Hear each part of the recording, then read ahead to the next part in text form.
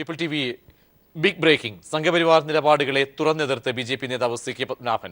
കമലും എം.ടിയും ചെഗുവേരയും ശരിയെന്ന് സി.കെ.പി. കമലിന്റെ ദേശസ്നേഹം ആരും ചോദ്യം ചെയ്യേണ്ട. എം.ടി. ഹിമാലയത്തിന് തുല്യം. ചെഗുവേരയെ അറിയാത്തവർ ബൊളീവിയൻ ഡയറി വായിക്കട്ടെയെന്നും സി.കെ. പത്മനാഭൻ പീപ്പിളിനോട് പറഞ്ഞു. ബി.ജെ.പി. പ്രചരണയാത്രയിലെ വിഷയത്തിൽ നിന്ന് വ്യതിചലിച്ചത് വൻ വീഴ്ചയാണെന്ന് തുറന്നടിച്ച ബി.ജെ.പി. ദേശീയ നിർവാഹക സമിതി അംഗം സി.കെ. പത്മനാഭൻ കമലിനെ പാകിസ്ഥാനിലേക്ക് അയക്കണമെന്ന് പറഞ്ഞത് ശരിയല്ലെന്നും ദേശസ്നേഹം പറയുന്നവരെക്കാൾ സിനിമാ രംഗത്ത് ഇത് കാണിച്ച സർഗപ്രതിഭയാണ് കമലെന്നും സംഘപരിവാർ ശക്തികൾക്കെതിരെ ആഞ്ഞടിച്ചു. ആളുകൾ പാകിസ്ഥാനിലേക്ക് പോകണം എന്നൊക്കെ പറഞ്ഞു കഴിഞ്ഞാൽ അങ്ങനെ ആർക്കെങ്കിലും പാകിസ്ഥാനിലേക്ക് പോകാൻ പറ്റുമോ? അങ്ങനെ പാകിസ്ഥാനിലേക്ക് പോകണം എന്ന് പറയുന്നത് ഒരു ശരിയായ നടപടിയായിട്ട് എനിക്ക് തോന്നുന്നില്ല. അത് സിനിമാ രംഗത്തെ വളരെ സർഗ പ്രതിഭയാണ് ശ്രീ കമൽ. മാത്രമല്ല സിനിമാ രംഗത്ത് അദ്ദേഹത്തിൻ്റെ സംഭാവനകൾ വളരെ ദേശസ്നേഹ പ്രചോദിതമായിട്ടുള്ള ഒരുപാട് നല്ല ഒന്നാന്തര സിനിമകൾ അദ്ദേഹം എടുത്തിട്ടുണ്ട്. എം.ടി. സാഹിത്യത്തിലെ ഹിമാലയ തുല്യനാണെന്നും പർവ്വതത്തെ കല്ലെറിയാൻ ആഗ്രഹിക്കുന്നവർ അത് ചെയ്യട്ടെ എന്നും അദ്ദേഹം പറഞ്ഞു. ഈ ഒരു പർവ്വതമാണ്, ആ പർവ്വതത്തെ കല്ലെറിയുന്നത് ഒരു സുഖം കണ്ടെത്തുന്ന ആളുകൾ അത് കല്ലെറിഞ്ഞു കൊള്ളട്ടെ എന്ന് മാത്രമേ എനിക്കതിനെക്കുറിച്ച് പറയാനുള്ളൂ. ഇപ്പോൾ ഹിമാലയത്തിൻ്റെ നേരെ നോക്കിയിട്ട് കല്ലെറിഞ്ഞു കഴിഞ്ഞാൽ അതൊരു ആത്മസംതൃപ്തിയായിട്ട് ഒരു ആർക്കെങ്കിലും തോന്നുന്നുണ്ടെങ്കിൽ അത് ചെയ്യട്ടെ. ഗാന്ധിജിയെക്കുറിച്ചും വ്യക്തമായ അഭിപ്രായം സി.കെ. പത്മനാഭനുണ്ടായിരുന്നു. മഹാത്മജി ഇവിടെ സ്വാതന്ത്ര്യം കിട്ടിയ സമയത്ത് സന്ദേശം കൊടുക്കാൻ വേണ്ടി ആവശ്യപ്പെട്ടപ്പോൾ അദ്ദേഹം പറഞ്ഞു എൻ്റെ ജീവിതം തന്നെയാണ് എൻ്റെ സന്ദേശം. അദ്ദേഹം നവഖാലിയിലേക്കാണ് പോയത്. അദ്ദേഹം സ്വാതന്ത്ര്യത്തിൻ്റെ ഇവിടെ ആർഭാടത്തിലൊന്നും അദ്ദേഹം നവഖാലിയിൽ പോയി അവിടെ മനുഷ്യ കൂട്ടക്കുരുതി നടന്ന സ്ഥലമാണ്. അവിടെ പോയിട്ട് അദ്ദേഹം ദിവസങ്ങളോട് ഉപവാസം കടന്നു.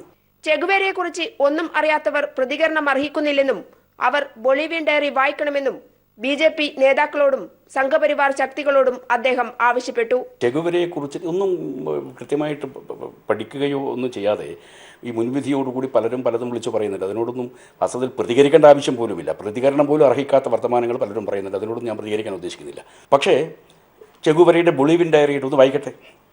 ഓരോ ദിവസം എങ്ങനെയാണ് ഇത് ചെയ്തുകൊണ്ടിരുന്നത്. അധികാരം വലിച്ചെറിഞ്ഞ് സമൂഹത്തിനിടയിൽ പ്രവർത്തിക്കാനിറങ്ങിയ ചെഗുവേരയെക്കുറിച്ച് ചെറുപ്പക്കാർ കൂടുതൽ പഠിക്കണമെന്ന് സി.കെ. പത്മനാഭൻ പറയുന്നു. കണ്ണൂരിൽ നിന്നും ക്യാമറാമാൻ ജയൻ കല്യാശ്ശേരിക്കൊപ്പം പി.വി. ജോഷില. എന്നാൽ നിലപാടിൽ മാറ്റമില്ലാതെ സി.കെ. പത്മനാഭൻ ഇന്ന് മാധ്യമങ്ങളെ കണ്ടു. ഈ ഒരാൾ രാജ്യം വിട്ടു പോകണമെന്നൊക്കെ പറയാനുള്ള അധികാരം ആർക്കാണ് കൊടുത്തിരിക്കുന്നതെന്ന് നമുക്ക് അറിഞ്ഞുകൂടാ. നമ്മൾ ഈ പാകിസ്ഥാനെ അടക്കം ഇങ്ങോട്ട് ചേർക്കണമെന്ന് ആഗ്രഹിക്കുന്നവരാണ് നമ്മൾ. അപ്പോൾ പിന്നെ അങ്ങോട്ട് പോലും ആരും കൂടി ഇങ്ങോട്ട് കൊണ്ടുവരാറുണ്ട്. അഖണ്ഡ ഭാരതം. സി.കെ. പത്മനാഭന് പുറമെ അസഹിഷ്ണുതയ്ക്കെതിരെ പ്രതികരിച്ച് ബി.ജെ.പി. സംസ്ഥാന വക്താവ് എം.എസ്. കുമാർ. എം.ടി. വാസുദേവൻ നായരുടെയും കമലിന്റെയും മോഹൻലാലിന്റെയും എല്ലാം അഭിപ്രായങ്ങൾ തുറന്ന മനസ്സോടെ കേൾക്കാൻ കഴിയണമെന്ന് എം.എസ്. കുമാർ ഫേസ്ബുക്ക് പോസ്റ്റിൽ പറയുന്നു. അഭിപ്രായം പറഞ്ഞാൽ വളഞ്ഞിട്ട് ആക്രമിക്കുന്ന രീതി സംസ്കാരരഹിതവും തരംതാണതുമാണെന്നും അടിയന്തരാവസ്ഥയെ ഓർമ്മിപ്പിച്ച് എം.എസ്. കുമാർ വ്യക്തമാക്കി. സംഘപരിവാറിന്റെ അസഹിഷ്ണുതയ്ക്കെതിരെ ബി.ജെ.പി. നേതാവ് സി.കെ. പത്മനാഭൻ പീപ്പിൾ ടിവിയോട് പ്രതികരിച്ചതിനു പിന്നാലെയാണ് സംസ്ഥാന വക്താവ് എം.എസ്. കുമാർ ഫേസ്ബുക്ക് പോസ്റ്റിലൂടെ നിലപാട് വ്യക്തമാക്കിയത്.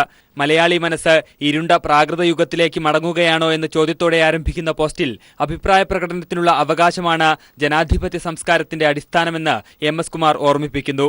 തനിക്ക് ഇഷ്ടപ്പെടാത്ത ഒന്നും നിങ്ങൾ പറയാൻ പാടില്ല എന്ന ധാരണ ജനാധിപത്യവും സംസ്കാരവുമല്ല. ആരെങ്കിലും സ്വന്തം അഭിപ്രായം പറഞ്ഞുപോയാൽ മാധ്യമങ്ങളിലൂടെ വളഞ്ഞിട്ടാക്രമിക്കുന്ന രീതി എന്ത് ന്യായം പറഞ്ഞാലും സംസ്കാരരഹിതവും തരം താണതുമാണ്. ഏതു വിഷയത്തെക്കുറിച്ചും ആർക്കും പ്രതികരിക്കാൻ അവകാശമുള്ള രാഷ്ട്രമാണ് ഭാരതം. അഭിപ്രായം പറയുകയോ എഴുതുകയോ ചെയ്യുമ്പോൾ മാന്യതയും സഭ്യതയും കൈവിടാതെ നോക്കാനുള്ള അന്തസ്സ് പാലിക്കണമെന്ന് മാത്രം. അടുത്തിടെ കണ്ട പല അഭിപ്രായ പ്രകടനങ്ങളിലും ഇല്ലാതെ പോയതും അതാണ്. നമുക്ക് ഇഷ്ടമില്ലാത്ത കാര്യങ്ങൾ ആരെങ്കിലും പറയുമ്പോൾ എന്തിനാണ് അസഹിഷ്ണുതയെന്നും എം.എസ്. കുമാർ ചോദിക്കുന്നു. എം.ടി. വാസുദേവൻ നായരുടെയും മോഹൻലാലിന്റെയും മേജർ രവിയുടെയും കമലിന്റെയും എല്ലാം അഭിപ്രായങ്ങൾ തുറന്ന മനസ്സോടെ കേൾക്കാൻ കഴിയണം. എങ്കിലേ ജനാധിപത്യത്തിലും സംസ്കാരത്തിലും പാരമ്പര്യത്തിലും നമുക്ക് അഭിമാനിക്കാൻ വകയുണ്ടാകൂ എന്നും എം.എസ്. കുമാർ വ്യക്തമാക്കുന്നു. ഇനി ഒരു അടിയന്തരാവസ്ഥയുടെ ഓർമ്മ പോലും നമ്മെ അസ്വസ്ഥമാക്കണമെന്ന വാചകത്തോടെയാണ് എം.എസ്. കുമാർ ഫേസ്ബുക്ക് പോസ്റ്റ് അവസാനിപ്പിക്കുന്നത്. കമലിനെതിരെ എൻ രാധാകൃഷ്ണൻ നടത്തിയ പരാമർശങ്ങളിൽ ബി.ജെ.പിയിൽ അഭിപ്രായ ഭിന്നതയുണ്ടെന്ന് വ്യക്തമാക്കുന്നതാണ് എം.എസ്. കുമാറിന്റെ പ്രതികരണം. News bureau, Thiruvananthapuram. സി.കെ. പത്മനാഭന്റെ നിലപാടിനെ സ്വാഗതം ചെയ്യുന്നുവെന്ന് കോടിയേരി ബാലകൃഷ്ണൻ. ബി.ജെ.പിയിൽ നിന്നുള്ള ഇത്തരം അഭിപ്രായങ്ങൾ ആർ.എസ്.എസിന്റെ അസഹിഷ്ണുതയ്ക്കെതിരായ പ്രതികരണങ്ങളാണെന്നും കോടിയേരി പറഞ്ഞു. ബി.ജെ.പിയുടെയും ആർ.എസ്.എസിന്റെയും നേതാക്കന്മാർ നടത്തിക്കൊണ്ടിരിക്കുന്ന ജൽപ്പനങ്ങളെ ബി.ജെ.പിയുടെ ഉന്നത നേതാക്കന്മാർക്ക് പോലും അംഗീകരിക്കാൻ കഴിയാത്ത വിധം അസഹ്യമായിരിക്കുന്നു എന്നുള്ളതാണ് CK പത്മനാഭൻ്റെ ഇന്നലത്തെ പ്രതികരണത്തോടു കൂടി വ്യക്തമാകുന്നത്. BJPക്കകത്ത് തന്നെ ഇത്തരം പ്രതികരണങ്ങൾക്കെതിരായിട്ടുള്ള അഭിപ്രായങ്ങൾ ഉയർന്നു വരുന്നു എന്നുള്ളത് സ്വാഗതാർഹമായിട്ടുള്ളൊരു കാര്യമാണ്. അവർ നടത്തിയിട്ടുള്ള ജാഥ അങ്ങേയറ്റം പരാജയമായിപ്പോയി. ജാഥ നടത്തിയത് കേന്ദ്ര ഗവൺമെൻറ്റിൻ്റെ നോട്ട് നിരോധനത്തിൻ്റെ നേട്ടങ്ങൾ പ്രചരിപ്പിക്കാനായിരുന്നു. അതൊരു സ്ഥലത്തും പറയാൻ കഴിഞ്ഞില്ല. അതിനെതിരായി ശക്തമായിട്ടുള്ള ബഹുജനാഭിപ്രായമുണ്ട് എന്ന് മനസ്സിലാക്കിയപ്പോൾ നോട്ട് നിരോധനത്തെക്കുറിച്ചൊന്നും പറയാൻ കഴിയാത്തവർ സാഹിത്യകാരന്മാരെ വെല്ലുവിളിക്കുകയും ചേകുവേരക്കെതിരായ പ്രതികരണം നടത്തുകയും ചെയ്തുകൊണ്ട് രംഗം കൈയടക്കിയായിരുന്നു. അപ്പോൾ മല എലിയെ പ്രസവിച്ച പ്രതീതിയാണ് BJPയുടെ ജാഥ അവസാനിച്ചപ്പോൾ സംഭവിച്ചിരിക്കുന്നത്. എൻ രാധാകൃഷ്ണന്റെ നിലപാടുകൾക്കെതിരെ രംഗത്ത് വന്ന CK പത്മനാഭനെതിരെ നടപടി വേണമെന്ന ആവശ്യം BJPയിൽ ശക്തമാകുന്നു. 16 മുതൽ 18 വരെ കോട്ടയത്ത് ചേരുന്ന പാർട്ടി നേതൃയോഗത്തിൽ വിഷയം ഉന്നയിക്കാൻ ഉറച്ച് ഒരു വിഭാഗം രംഗത്ത് വരുന്നുണ്ട്. വിശദാംശങ്ങൾ ജിതിൻ നൽകും. ജിതിൻ, പ്രസ്താവന വന്ന ശേഷം അദ്ദേഹം ഇന്നലെയാണ് പീപ്പിൾ TVയിലൂടെ അദ്ദേഹം കാര്യങ്ങൾ തുറന്നു പറഞ്ഞത്. ഇന്ന് മറ്റെല്ലാ മാധ്യമങ്ങളെയും വിളിച്ച് അദ്ദേഹം വാർത്താസമ്മേളനം നടത്തി കാര്യങ്ങൾ ആവർത്തിക്കുകയും ചെയ്യുന്നു. BJPയുടെ സംസ്ഥാന നേതൃത്വം ഈ സാഹചര്യത്തെ എങ്ങനെയാണ് വിലയിരുത്തുന്നത്? ഏത് അഭിപ്രായമാണ് ഏകോപിപ്പിക്കപ്പെടുന്നത്? ഇനി വരുന്ന യോഗത്തിൽ 16-ന് ചേരാൻ പോകുന്ന യോഗത്തിലൊക്കെ ഇക്കാര്യങ്ങൾ ശക്തമായി ഉന്നയിക്കാൻ ഏത് വിഭാഗമാണ് മുന്നോട്ട് നിൽക്കുന്നത്? പ്രജേഷ്, CKP പീപ്പിൾ TVയിലൂടെ നടത്തിയ തുറന്നു പറച്ചിലുകൾ BJPക്ക് അകത്ത് വലിയ കോളിളക്കമാണ് ഉണ്ടാക്കുന്നത്. അദ്ദേഹം തന്റെ നിലപാട് ഇന്ന് രാവിലെ ആവർത്തിക്കുക കൂടി ചെയ്തതോടെയാണ് അദ്ദേഹത്തിനെതിരെയുള്ള നീക്കം ഒരു വിഭാഗം നേതാക്കൾ ശക്തമാക്കുന്നത്.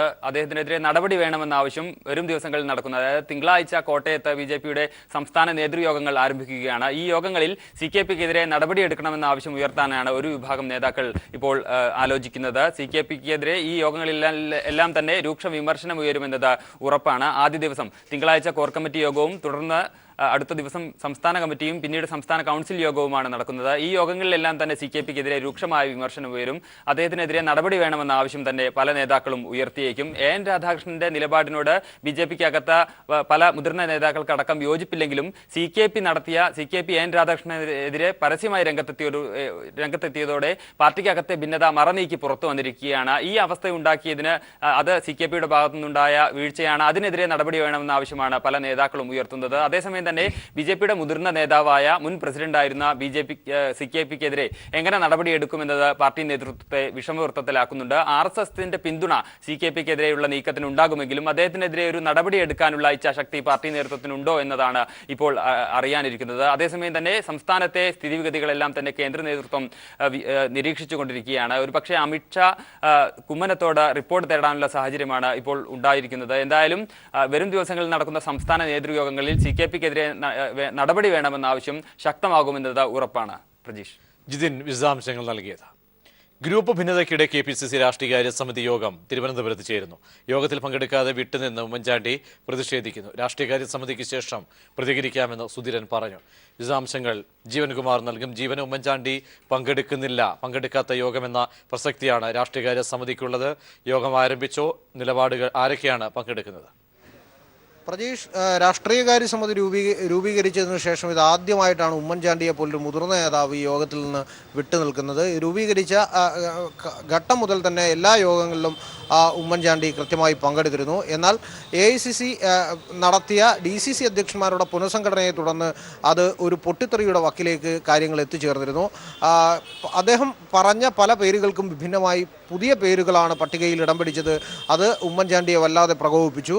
തുടർന്ന് ഉമ്മൻചാണ്ടിയെ അനുനയിപ്പിച്ചുകൊണ്ട് ഈ യോഗത്തിൽ പങ്കെടുപ്പിക്കുന്നതിനുള്ള നിരവധി ശ്രമങ്ങൾ KPCCയുടെ ഭാഗത്തുനിന്നുണ്ടായിരുന്നുവെങ്കിൽ പോലും എന്നാൽ അതിനോട് ഉമ്മൻചാണ്ടി അനുനയിക്കാൻ ഒരു ഘട്ടത്തിൽ പോലും തയ്യാറായില്ല. തുടർന്ന് ഇപ്പോൾ ഉമ്മൻചാണ്ടിയെ അനുനയിപ്പിക്കുന്നതിനായി ഈ കാര്യത്തിൽ ഹൈക്കമാൻഡ് പ്രതിനിധികൾ ഉമ്മൻചാണ്ടിയുമായി ചർച്ച നടത്തുമെന്നതാണ് നമുക്ക് നേരത്തെ തന്നെ ഇത് സംബന്ധിച്ചുള്ള വാർത്തകൾ പുറത്തു വന്നിരുന്നു. അതിനുള്ള സാഹചര്യവും നിലവിൽ ഒരുങ്ങിയിട്ടുണ്ട്. എന്തായാലും ഇന്നത്തെ യോഗത്തിൽ AICCയുടെ നിരീക്ഷകനായി തങ്കബാലു AICCയുടെ നിരീക്ഷകനായി ഇന്നത്തെ KPCC രാഷ്ട്രീയകാര്യ സമിതി യോഗത്തിൽ പങ്കെടുക്കുന്നുണ്ട്. കോൺഗ്രസ് ജന്മദിന സമ്മേളനത്തിന് തൊട്ടു മുന്നോടിയായി നടന്ന കോൺഗ്രസിന് ഒരു പ്രതിപക്ഷമാകാൻ കഴിയുന്നില്ല എന്ന വിമർശനം, അല്ലെങ്കിൽ സമരങ്ങളുടെ മുന്നണിയായി നിൽക്കുവാൻ, ഒരു മുന്നണിയെ യോജിപ്പിച്ചുകൊണ്ട് മുന്നോട്ട് പോകാൻ കഴിയുന്നില്ല എന്നടക്കമുള്ള വിമർശനങ്ങൾ നിലവിൽ കോൺഗ്രസ് MLA-മാരുടെയും നേതാക്കന്മാരുടെയും ഭാഗത്ത് ഉണ്ടായിട്ടുണ്ട്. ആ വിമർശനം ഇന്ന് KPCC രാഷ്ട്രീയകാര്യ സമിതി മുമ്പാകെ വരും. അതിനോട് പ്രതികരിച്ചുകൊണ്ട് രാജ്മോഹൻ ഉണ്ണിത്താൻ അടക്കമുള്ളവർ നടത്തിയ മറുപ്രതികരണങ്ങളും രാജ്മോഹൻ ഉണ്ണിത്താനെ ചീമുട്ട എറിഞ്ഞ് കൈകാര്യം ചെയ്ത അടക്കമുള്ള വിഷയങ്ങളും മറുഭാഗവും യോഗത്തിൽ ഉന്നയിക്കാനാണ് സാധ്യത എന്ന് മുരളീധരനടക്കമുള്ള നേതാക്കന്മാർ ഈ യോഗത്തിൽ പങ്കെടുക്കുകയും ചെയ്യുന്നുണ്ട്. യോജിച്ചും വിയോജിച്ചും കൊണ്ടുള്ള ഈ കാര്യത്തിലുള്ള അഭിപ്രായങ്ങൾ ഇന്നത്തെ രാഷ്ട്രീയകാര്യ സമിതി യോഗത്തിൽ ഉണ്ടാകുമെന്നത് ഉറപ്പാണ്. അതിൽ ഉമ്മൻചാണ്ടിയുടെ വിട്ടുനിൽപ്പ് തീർച്ചയായും ഈ കാര്യത്തിൽ ഒരു പ്രധാനപ്പെട്ട ചർച്ചാ വിഷയമായി വരികയും ചെയ്യുന്നുണ്ട്. അതടക്കമുള്ള കാര്യങ്ങൾ പരിഗണിച്ചുകൊണ്ടുള്ള KPCC രാഷ്ട്രീയകാര്യ സമിതി യോഗം രാവിലെ 10:00 ആരംഭിച്ചു. അതിപ്പോഴും KPCC ആസ്ഥാനത്ത് തുടരുകയും ചെയ്യുകയാണ്. പ്രതീഷ്. ജീവനാണ് വിവരങ്ങൾ നൽകി. മറ്റക്കര ടോംസ് കോളേജ് ഉടമയും കുടുംബവും തമിഴ്നാട്ടിലേക്ക് കടന്നതായി സൂചന. കോളേജ് അടച്ചതോടെ വിദ്യാർത്ഥികൾ ആശങ്കയിലാണ്. തിങ്കളാഴ്ച പോളിമർ കെമിസ്ട്രി പരീക്ഷ നടക്കാനിരിക്കെയാണ് കോളേജ് അടച്ചത്. സാങ്കേതിക സർവകലാശാല നടത്തിയ അന്വേഷണത്തിൽ ടോംസ് കോളേജിൽ ക്രമക്കേട് നടന്നതായി റിപ്പോർട്ടും പുറത്തുവന്നു. വിവരങ്ങളുമായി പ്രശാന്ത് ചേരുന്നു. അടിമുടി അഴിമതി, കെടുകാര്യസ്ഥത, ഇത്തരം കാര്യങ്ങളൊക്കെ തന്നെ ബോധ്യപ്പെട്ടതിൻ്റെ അടിസ്ഥാനത്തിൽ കുരുങ്ങുമെന്ന് ഉറപ്പായതോടെയാണോ ടോംസ് നാട് വിട്ടിരിക്കുന്നത്? ബന്ധപ്പെടാൻ അദ്ദേഹത്തെ കഴിയുന്നുണ്ടോ? അവിടെ കോളേജിന്റെ അവസ്ഥ ഇപ്പോൾ എന്താണ്? പ്രജീഷ്, മറ്റക്കര ടോംസ് കോളേജിൽ വിദ്യാർത്ഥികളെ മാനേജ്മെന്റ് കടുത്ത മാനസിക പീഡനത്തിന് വിധേയമാക്കുകയാണെന്ന പരാതിയുടെ അടിസ്ഥാനത്തിൽ കഴിഞ്ഞ ദിവസം ശാസ്ത്ര സാങ്കേതിക സർവകലാശാല രജിസ്ട്രാർ പത്മകുമാറിന്റെ നേതൃത്വത്തിൽ ക്യാമ്പസിൽ തെളിവെടുപ്പ് നടന്നിരുന്നു.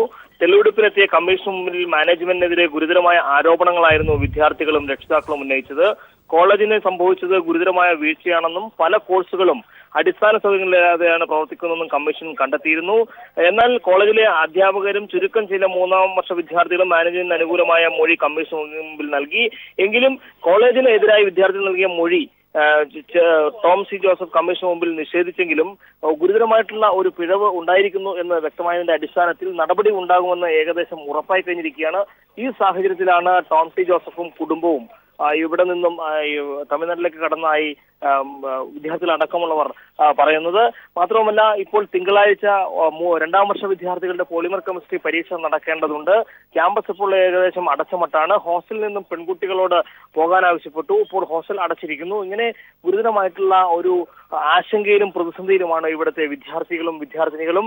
അതുകൊണ്ട് തന്നെ തിങ്കളാഴ്ചത്തെ പരീക്ഷ എഴുതുവാൻ കഴിയുമോ എന്നുള്ള ഒരു ആശങ്ക അവർക്കുണ്ട്. തുടർന്ന് രക്ഷിതാക്കളും വിദ്യാർത്ഥികളും അടങ്ങുന്ന എല്ലാവരും കൂടി ചേർന്ന് കോളേജിന് മുന്നിൽ ഒരു പ്രതിഷേധ സമരം നടത്തിയിരുന്നു. തുടർന്ന് SP-യുടെ നിർദ്ദേശപ്രകാരം അവിടെ പോലീസ് എത്തുകയും ഈ വിദ്യാർത്ഥികളിൽ നിന്നടക്കം മൊഴി രേഖപ്പെടുത്തുകയുണ്ടായി.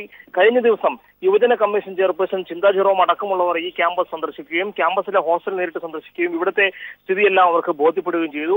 ഇതിന്റെ അടിസ്ഥാനത്തിൽ SP-യോടക്കം റിപ്പോർട്ട് തേടിയിരുന്നു. കേരള ശാസ്ത്ര സാങ്കേതിക സർവകലാശാല റിപ്പോർട്ട് തേടിയിരുന്നു. ഇതിന്റെ അടിസ്ഥാനത്തിലാണ് SP-യുടെ നിർദ്ദേശപ്രകാരം സംഭവ സ്ഥലത്ത് പോലീസ് ഉദ്യോഗസ്ഥരെത്തി വിദ്യാർത്ഥികളിൽ നിന്നെല്ലാം തന്നെ മൊഴിയെടുക്കുന്നതും.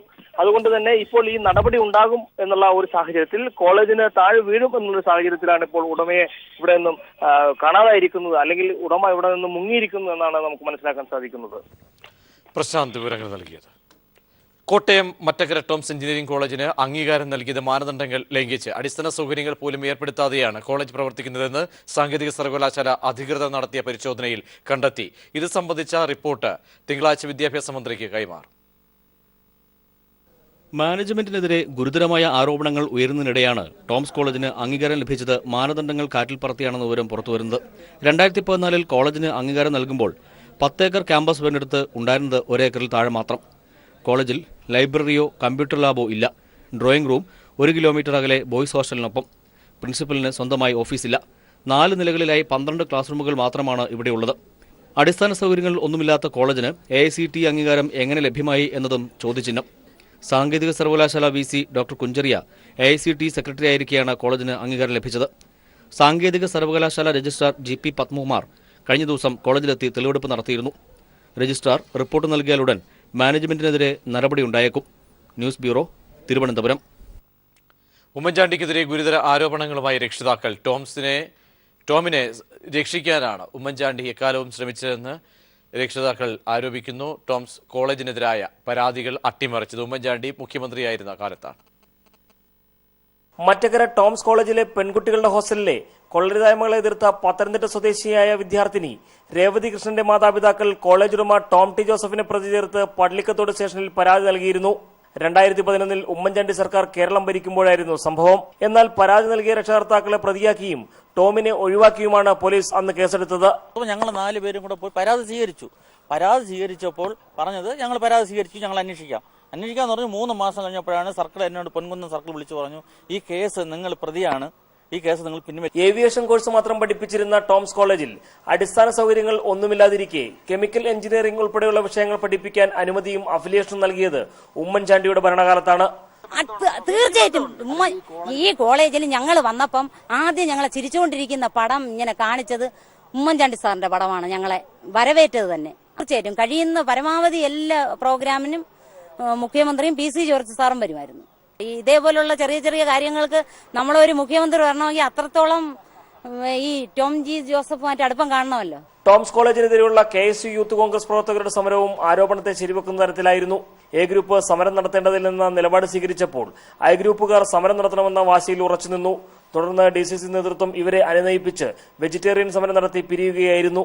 കോളേജിനകത്തേക്ക് കടക്കാൻ ശ്രമിക്കാതിരുന്ന പ്രവർത്തകർ പോലീസിനെ ആക്രമിച്ച് പ്രകോപനം സൃഷ്ടിക്കാനായിരുന്നു ശ്രമിച്ചത്. TP Prashanth, news bureau, Kottayam. ദിലീപിന്റെ നേതൃത്വത്തിൽ തിയേറ്റർ ഉടമകൾക്ക് പുതിയ സംഘടന. സമരം ചെയ്ത തിയേറ്ററുകളോട് പ്രതികാര നടപടി ഉണ്ടാകില്ലെന്നും അവർക്കും സിനിമകൾ നൽകുമെന്നും പ്രൊഡ്യൂസേഴ്സ് അസോസിയേഷൻ. അതേസമയം സർക്കാർ ഇടപെടലിനെ തുടർന്ന് സമരം പിൻവലിക്കുകയാണെന്ന് എക്സിബിറ്റേഴ്സ് ഫെഡറേഷൻ പറഞ്ഞു. വിശദാംശങ്ങളുമായി സമീർ ചേരുന്നു. സമീർ, വിവരങ്ങൾ. 1 മാസത്തോളമായി നീണ്ടുനിന്ന സിനിമാ സമരത്തിനാണ് ഇന്ന് അവസാനമായിരിക്കുന്നത്. ഈ ഒരു സിനിമാ സമരത്തിന് തുടക്കം കുറിച്ച എക്സിബിറ്റേഴ്സ് ഫെഡറേഷൻ തന്നെ ഈ സമരത്തിൽ നിന്ന് പിന്മാറിയിരിക്കുന്നു എന്ന പ്രധാനപ്പെട്ട ഒരു കാര്യമാണ് ഇന്ന് അവരുടെ ഭാഗത്തു നിന്നും അറിയിച്ചിരിക്കുന്നത്. പ്രധാനമായും സർക്കാർ 26-ന് ചർച്ചയ്ക്ക് വിളിച്ച സാഹചര്യത്തിലാണ് ഇത്തരത്തിലുള്ള ഒരു പിന്മാറ്റം എന്നാണ് എക്സിബിറ്റേഴ്സ് ഫെഡറേഷന്റെ ഭാഗത്തു നിന്നുള്ള വിശദീകരണം. എന്നാൽ ഇന്ന് വളരെ പ്രധാനപ്പെട്ട മറ്റൊരു സംഭവം ഉണ്ടായിരിക്കുന്നത്, നേരത്തെ അറിയിച്ച അനുസരിച്ച് തന്നെ ഈ സമരത്തിന് ഒരു പരിഹാരം ഉണ്ടാവുക, അതിന് എക്സിബിറ്റേഴ്സ് ഫെഡറേഷനെതിരെ ഒരു ബദൽ സംവിധാനം ഉണ്ടാവണം, ബദൽ സംഘടന ഉണ്ടാകണം എന്നുള്ള ഒരു തീരുമാനമായിരുന്നു. ഇതിന്റെ പശ്ചാത്തലത്തിലാണ് ദിലീപിന്റെ നേതൃത്വത്തിൽ മലയാള സിനിമയ്ക്ക് പുതിയ ഒരു സംഘടന രൂപീകരിച്ചിരിക്കുന്നത്. അതിന്റെ പേരും മറ്റ് ഭാരവാഹികളെയും സംഘടനയെ പ്രഖ്യാപിക്കും എന്നാണ് അറിയിച്ചിരിക്കുന്നത്. എന്നാലും ഇത്തരത്തിലുള്ള ഒരു സംഘടനയ്ക്ക് രൂപം നൽകിയിരിക്കുന്നു. ഇതിൽ പ്രധാനമായും എക്സിബിറ്റേഴ്സ് ഫെഡറേഷനിൽ നിന്നും വിട്ടുവന്നിട്ടുള്ള തിയേറ്റർ ഉടമകൾക്ക് തന്നെയായിരിക്കും ഇതിൽ പ്രാധാന്യം നൽകുന്നത്. അതോടൊപ്പം തന്നെ സിനിമ താരങ്ങളുടെ സംഘടനയായിട്ടുള്ള അമ്മയുടെയും അതോടൊപ്പം തന്നെ സാങ്കേതിക പ്രവർത്തകരുടെ സംഘടനയായിട്ടുള്ള ഫ്രെസ്കയുടെയും പിന്തുണയോടെയാണ് ഇത്തരത്തിലുള്ള ഒരു സംഘടന രൂപീകരിച്ചിരിക്കുന്നത്. മറ്റൊരു പ്രധാനപ്പെട്ട കാര്യം, ഇതിനകത്ത് നിർമ്മാതാക്കളുടെയും വിതരണക്കാരുടെയും പൂർണ്ണ പിന്തുണയോടുകൂടെ തന്നെയാണ് ഈ ഒരു സംഘടനയ്ക്ക് രൂപം നൽകിയിരിക്കുന്നത്. ഇതിൽ നിർമ്മാതാക്കളും അതോടൊപ്പം തന്നെ സംവിധായകരടക്കമുള്ള പ്രമുഖരുടെ പൂർണ്ണ പിന്തുണയോടുകൂടെയായിരിക്കും ദിലീപ് നയിക്കുന്ന ഈ പുതിയ സംഘടനയ്ക്ക് രൂപം നൽകിയിരിക്കുന്നത്. എന്തായാലും എല്ലാ അർത്ഥത്തിലും ഇനി ഒരിക്കൽ പോലും ഈ അടച്ചിട്ടുകൊണ്ടുള്ള ഒരു സമരത്തിലേക്ക് പോകരുത്. അത്തരത്തിലുള്ള അനീതിക്കെതിരായിട്ടുള്ള മലയാള സിനിമ പ്രവർത്തകരുടെ ഒരു സംഘടനയാണ് ഈ കൂട്ടായ്മ എന്നുള്ള കാര്യമാണ് ദിലീപ് വ്യക്തമാക്കിയത്. അതോടൊപ്പം തന്നെ മറ്റൊരു പ്രധാനപ്പെട്ട കാര്യം, ഇതുവരെ സമരം നടത്തി വന്ന എ ക്ലാസ് തിയേറ്റർ ഉടമകൾക്കെതിരെ ഒരു പകപോക്കൽ നടപടിയും തങ്ങളുടെ ഭാഗത്തുനിന്ന് ഉണ്ടാകില്ല എന്നുള്ള കാര്യം നിർമ്മാതാക്കളുടെയും വിതരണക്കാരുടെയും സംഘടനാ പ്രതിനിധികളും വ്യക്തമാക്കിയിട്ടുണ്ട്. 19-നാണ് സത്യൻ അന്തിക്കാടിന്റെ ചിത്രമായിട്ടുള്ള ദുൽഖർ സൽമാൻ നായകനായിട്ടുള്ള ജോമോന്റെ സുവിശേഷങ്ങൾ എന്ന ചിത്രം റിലീസിന് തയ്യാറായിരിക്കുന്നത്. ഇത് 19-ാം തീയതി റിലീസിനെത്തിക്കുമ്പോൾ അത് ഇതുവരെ സമരം നടത്തി വന്ന എ ക്ലാസ് തിയേറ്റർ ഉടമകൾക്കും നൽകും എന്നുള്ള കാര്യമാണ് വ്യക്തമാക്കിയിരിക്കുന്നത്. അതുകൊണ്ട് തന്നെ ഈ ഏറെ നാളായി നീണ്ടുനിന്ന സിനിമാ സമരത്തിന് ഒരു പരിഹാരമായിരിക്കുന്നു. പ്രജീഷ്. സമീർ വാഴങ്ങോട് വിശദാംശങ്ങൾ നൽകിയത്. പുതിയ സംഘടന നല്ല ഉദ്ദേശത്തോടെയെന്നും സിനിമയ്ക്ക് വേണ്ടിയുള്ള നല്ല കൂട്ടായ്മയാണിതെന്നും ദിലീപ് പ്രതികരിച്ചു. തനിക്കെതിരായ ആരോപണങ്ങൾ തള്ളിക്കളയുന്നുവെന്നും ഇനിയൊരിക്കലും തിയേറ്ററുകൾ അടച്ചുള്ള സമരം ഉണ്ടാകില്ലെന്നും ദിലീപ് പറഞ്ഞു. പ്രശ്നങ്ങളുണ്ടെങ്കിൽ നമുക്ക് അകത്തിരുന്ന് സംസാരിക്കുന്ന ആൾക്കാരുടെ ഒരു വേദിയാണ്. ബഹളങ്ങൾ വേണ്ട. നമ്മൾ ജനങ്ങൾ വിശ്വസിക്കുന്ന വളരെ ഗ്ലാമർ ഫീൽഡാണ്. അതിനെ വെറും ചേരി പ്രദേശമാക്കി നമ്മൾ മാറ്റരുത്. അതുകൊണ്ട് പറയുകയാണ്, സമൂഹത്തിൽ സ്ഥാനം, ജനങ്ങൾ തന്നിരിക്കുന്ന സ്ഥാനം നമ്മൾ കളയരുത്. ജനങ്ങളുടെ മുമ്പിൽ നമ്മൾ കോമാളിയാവരുത്. TV കയറിയിട്ട് ദയവ് ചെയ്ത് നല്ല കാര്യങ്ങൾക്ക് വേണ്ടി നമ്മളെല്ലാം ഒറ്റക്കെട്ടായിട്ട് മുന്നേറണം. സംഘടനയിൽ നിന്ന് ആരും പുറത്തു പോയിട്ടില്ലെന്നും സംഘടനയിൽ ഭിന്നതയില്ലെന്നും ലിബർട്ടി ബഷീർ. സാധാരണക്കാരായ തിയേറ്റർ ഉടമകൾക്കൊപ്പമാണ് താൻ നിൽക്കുന്നതെന്നും ലിബർട്ടി പീപ്പിളിനോട് പറഞ്ഞു. 10-25 തിയേറ്റേഴ്സ് പോയതിൽ പെട്ടെന്ന് എന്ത് സംഭവിക്കാനോ? ഒന്നും സംഭവിക്കുന്നില്ല. ഇവിടെ ഒരു സമരം ചെയ്യുകയോ തിയേറ്റർ കൂട്ടിയിട്ട് നമ്മളെ ലക്ഷ്യമൊന്നുമല്ല. നമ്മൾ ഓരോ ഘട്ടങ്ങളിലും നമ്മുടെ ഇല്ലായ്മ കൊണ്ട് ഇപ്പൊ നേരത്തെ ദിലീപ് ഒരു കാര്യം പറഞ്ഞ്, പാവപ്പെട്ട തിയേറ്ററും ഫൈനാൻസിൽ തിയേറ്റർ നടത്തുന്നു. അതന്നെ അവർക്ക് വേണ്ടി ഞാൻ വാദിക്കുന്നത്. ഇവിടെ പണക്കാരായ ദിലീപിന്റെ തിയേറ്ററിലോ അല്ല ആനി പെരുമാറിന്റെ തിയേറ്ററിലോ അല്ല ഞാൻ വാദിക്കുന്നത്. പാവപ്പെട്ട ഒട്ടും ഫൈനാൻസിൽ തന്നെ കേരളത്തിൽ മിക്ക തിയേറ്ററും നന്നാക്കിയിട്ടത് അവർക്ക് EMI അടക്കാൻ പറ്റുന്നില്ല. അതന്നെയാണ് ദിലീപും പറഞ്ഞത്. അവിടെ തന്നെ ഞാൻ എത്തുന്നത്. MC റോഡിലെ ഏനാത്ത് പാലം ഉടൻ ഗതാഗത യോഗ്യമാകില്ലെന്ന് ഉദ്യോഗസ്ഥ സംഘം. പാലം അപകടാവസ്ഥയിലാണ്. ചെറിയ വാഹനങ്ങൾ പോലും കയറ്റിവിടാനാകില്ല. അറ്റകുറ്റപ്പണികൾ പൂർത്തിയാക്കി പാലം ഗതാഗത യോഗ്യമാക്കാൻ 6 മാസമെങ്കിലും എടുക്കുമെന്നും പാലം പരിശോധിച്ച ശേഷം ഉദ്യോഗസ്ഥ സംഘം അറിയിച്ചു. പാലത്തിന്റെ അവസ്ഥ വ്യക്തമാക്കി ഉദ്യോഗസ്ഥ സംഘം പൊതുമരാമത്ത് വകുപ്പ് മന്ത്രി G. സുധാകരന് റിപ്പോർട്ട് നൽകും. പാലം താഴ്ന്ന ഭാഗത്തെ തൂണിന് ബലക്ഷയം ഉണ്ടെന്ന് കഴിഞ്ഞ ദിവസം കണ്ടെത്തിയിരുന്നു. ഏത് രീതിയിലുള്ള നവീകരണ പ്രവർത്തനങ്ങളാണ് നടത്തേണ്ടതെന്ന് ഇനി തീരുമാനിക്കും. വിശദാംശങ്ങളുമായി ഷീജ ചേരുന്നു. ഷീജ, വളരെ അപകടകരമായ സ്ഥിതിയിലേക്കാണ് പോകുന്നത്. പ്രജീഷ്, അടൂർ ഏനാത്ത് പാലം ഏകദേശം 6 മാസമെങ്കിലും അടച്ചിടേണ്ടി വരും എന്ന് തന്നെയാണ് ഇപ്പോൾ വിദഗ്ധ സംഘം വിലയിരുത്തിയിട്ടുള്ളത്. ചെന്നൈ IIT മുൻ പ്രൊഫസർ PK അരവിന്ദന്റെ നേതൃത്വത്തിലുള്ള സംഘമാണ് ഇപ്പോൾ ഏതായാലും പാലത്തിന്റെ പരിശോധന നടത്തിയിരിക്കുന്നത്. പാലത്തിന്റെ ഒരു തൂൺ പൂർണ്ണമായും തകർന്നിരിക്കുകയാണ് എന്നാണ് വിദഗ്ധ സംഘം കണ്ടെത്തിയിരിക്കുന്നത്. വാഹനം കടത്തിവിടാൻ, ചെറുവാഹനങ്ങൾ പോലും കടത്തിവിടാൻ സാധിക്കാത്ത ഒരു സാഹചര്യമാണ് ഇപ്പോൾ നിലവിലുള്ളത്. ഇത് കാരണം പൂർണ്ണമായും ഗതാഗതം ഇവിടെ നിരോധിച്ചിരിക്കുകയാണ്. അറ്റകുറ്റപ്പണിയിലൂടെ ഈ പ്രശ്നം പരിഹരിക്കാൻ സാധിക്കും എന്നാണ് ഇവർ വിലയിരുത്തുന്നത്. ഇതിന് കുറഞ്ഞത് 6 മാസമെങ്കിലും എടുക്കുന്നതായിരിക്കും. അതേസമയം പുതിയ പാലം സംബന്ധിച്ചുള്ള കാര്യങ്ങൾ ഒന്നും തന്നെ നിലവിൽ ഇപ്പോൾ പരിഗണനയിലില്ലെന്നും വിദഗ്ധ സംഘം വ്യക്തമാക്കിയിട്ടുണ്ട്. പരിശോധന സംബന്ധിച്ചുള്ള റിപ്പോർട്ട് അവർ അടിയന്തരമായി പൊതുമരാമത്ത് വകുപ്പ് മന്ത്രിക്ക് കൈമാറും. ഷീജയാണ് വിവരങ്ങൾ നൽകിയത്.